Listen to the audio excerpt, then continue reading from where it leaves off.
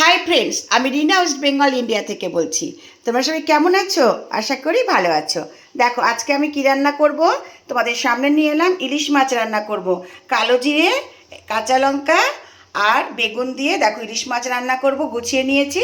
আর এখানে একটা মশলার পেস্ট আছে, ধনে জিরের গুঁড়ো অল্প একটু, হলুদ আর কাশ্মীরি মির্চ দিয়েছি একটু কালারের জন্য। এইটা দিয়ে মশলাটা পেস্ট করে নিয়েছি, সঙ্গে কাঁচা লঙ্কা। আর এখানে দেখো কাবলি ছোলা রান্না করব, চানা ডাল, তোমরা বলো হয়তো চানা ডাল, কেউ কেউ বলে। আর এখানে পেঁয়াজ, টমেটো আর আদা রসুনের পেস্ট আছে, বাদ বাকি মশলা তো লাগবেই। চলো তোমাদের সঙ্গে নিয়ে রান্নাটা শুরু করা যাক। হাই ফ্রেন্ডস, দেখো আমি রান্না করতে চলে এলাম। আগে আমি ইলিশ মাছের ঝোল করছি। ইলিশ মাছগুলোকে আমি ভেজে নেব।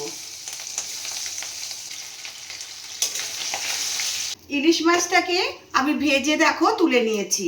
আর আমি এবারে তেলের মধ্যে কালো জিরে দিয়ে দিলাম আর একটা কাঁচা লঙ্কা চিড়ে দিয়ে দিলাম। এবারে আমি এর মধ্যে দেখো বেগুনগুলোকে দিয়ে দেব।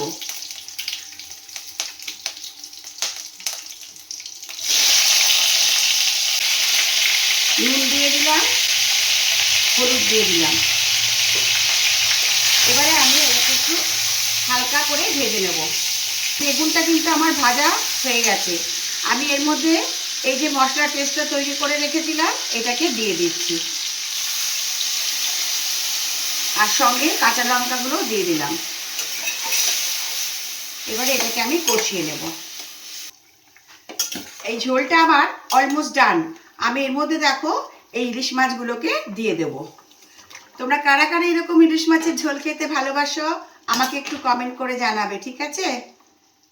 দেখো ইলিশ মাছ রাঁধতেও আরাম, খেতেও ভালো, বলো?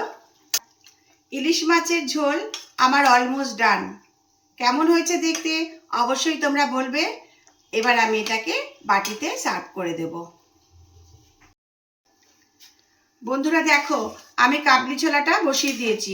তোমরা কি বলো, কাবলি ছোলা না চানা ছোলা? যাই হোক, দেখো আমি এটাকে প্রথমে পেঁয়াজ টমেটোটা ভেজে নিলাম, তারপর আদা রসুনের পেস্টটাকেও তার সাথে ভেজে নিলাম পরে।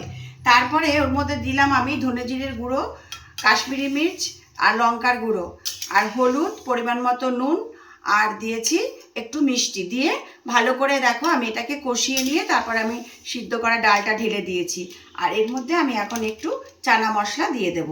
ব্যাস, তাহলেই আমার রান্নাটা কমপ্লিট হয়ে যাবে। তোমরা কারা কারা এইটা ভালোবাসো খেতে, কাবলি ছোলাটা? আর কেমন হয়েছে অবশ্যই তোমরা জানাবে। এটাকে আমি এখন বাটিতে সার্ভ করে দেব। আমি রান্না করে বাটিতে সার্ভ করে দিয়েছি। এখানে আছে কালো জিরে, কাঁচা লঙ্কা, বেগুন দিয়ে হালকা করে ইলিশ মাছের ঝোল। আর এখানে আছে কাবলি ছোলা, রান্না করে বাটিতে সার্ভ করে দিলাম। ভিডিওটা যদি ভালো লাগে একটা লাইক কমেন্ট করবে। এরপরে নতুন ভিডিও নিয়ে চলে আসবো, ভালোবাসা নিয়েও। Tata, bye bye.